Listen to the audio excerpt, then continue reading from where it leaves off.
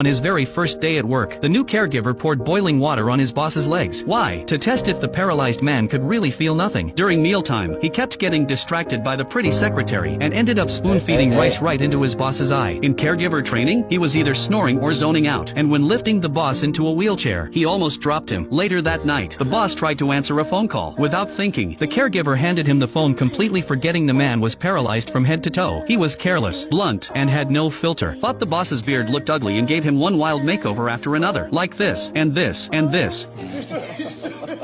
You'd think the boss would have fired him on the spot, but instead, he offered him an incredibly high salary, because somehow, these two so different in background, in personality, in everything, ended up becoming the best of friends for life. The boss's name was Philippe. He used to be a billionaire, but a paragliding accident left him completely paralyzed. His wife passed away soon after. Philippe decided to hire a caregiver. The pay was generous, and the candidates lined up in suits and ties. Some came from elite universities, some had walls full of awards. Everyone was desperate to prove themselves, except for one. He walked in wearing street clothes, and he wasn't here to get the job, he was here to get rejected. Because once a person is turned down by 3 employers, they're eligible for government unemployment benefits. So Driss, the man in question, had no intention of being polite. He insulted Philippe's taste, mocked his lack of humor. He treated Philippe like he was nobody, and oddly enough, Philippe found it hilarious. While the others were too stiff and careful, Driss was blunt, direct, and real. So Philippe played a little trick. He told Driss to come back the next day for a signature on the rejection form. What Philippe didn't know was that Driss had just been released from prison. He had no job, no future, and had been kicked out of his mother's home. He had nowhere to go. So the next morning, he showed up at the mansion. All he wanted was that signature. But instead, the housekeeper gave him a full tour. Room after room, massive, luxurious. Servants were everywhere. But what truly caught Driss's eye was the sparkling white bathroom. Because back home, he didn't even have a working bathtub. When he met Philippe again, he expected to be kicked out. Instead, Philippe offered him the job, gave him a 1-month trial. It felt like winning the lottery. Driss said yes on the spot. What he didn't realize was that it was his indifference, his refusal to pity Philippe, that actually made the man feel respected for the first time in years. Still, Driss had no experience. He kept messing up. He'd fall asleep during training sessions. He once used foot cream as shampoo and couldn't figure out why there were no suds. He kept forgetting Philippe couldn't move. But as time passed, Philippe started seeing something different in Driss. Everyone else tiptoed around him, afraid to offend or make a mistake. But with Driss, he could laugh. He could relax. He finally felt like a normal person again. Not since the accident had Philippe felt that free. One day, Philippe wanted to go to an art exhibit. The caregiver van pulled up, but Driss refused. He said, "I'm not shoving you into that thing like your cargo." He pulled off a tarp, revealing a Maserati in the garage. What a waste to just leave it sitting there. He was determined to bring speed and thrill back into Philippe's life, but not everyone was on board. Friends warned Philippe to fire Driss. After all, he had a criminal record, carried knives, and came from the roughest neighborhoods. They said people like that had no compassion, but Philippe disagreed. He wanted someone without sympathy, someone who treated him like a person, not a patient. Driss made him laugh, made him feel alive, even in his healthiest years. Philippe hadn't had a friend like that, but Driss wasn't all talk and jokes. One night, he noticed Philippe drenched in sweat, breathing hard. It was a phantom pain attack, a cruel side effect of paralysis. Though his body felt nothing, the pain was real. Driss said nothing. He simply grabbed a towel and wiped the sweat from Philippe's face, held his cold hand against Philippe's skin to calm him down, stayed by his side until the pain passed. To prevent another attack, Driss took him out for fresh air. They strolled through the quiet streets of Paris at 4 a.m. Philippe explained that the condition was called phantom limb pain. He said it felt like being a cold steak tossed into boiling oil. Driss didn't say much. He just kept pushing the wheelchair. Later, they talked all night. Philippe opened up. He had been taught to be strong from a young age. He made it into the best schools, met the love of his life while still in college, built his fortune from the ground up. He and his wife both loved paragliding, flying high. Looking down on the world, it made him feel free. It helped him let go of everything. But one stormy day changed it all. Driss didn't know how to respond. Then Philippe said something unexpected. He had passed the trial. He was officially hired. Not long after, Driss discovered something else. Philippe had a pen pal. They'd been writing to each other for 6 months, but had never met, not even spoken on the phone. Philippe claimed he wanted a purely intellectual romance, but Driss could see through it. He was scared. Scared she'd reject him if she knew the truth. Scared of being seen as weak. So Driss picked up the phone and dialed her number himself. Philippe panicked, but the moment he heard her voice, it all felt natural. Driss had taken the first step for him. After that, there was no stopping him. Philippe called her every chance he got. They talked about art, poetry, and everything in between. Their connection grew stronger. But then came the question Philippe feared most. She wanted to meet. He froze. He didn't know how to tell her he was paralyzed. That's when Driss came up with a brilliant idea. What he said next would change Philippe's life forever. Want to know what happened next? Follow me. The rest of the story is coming soon.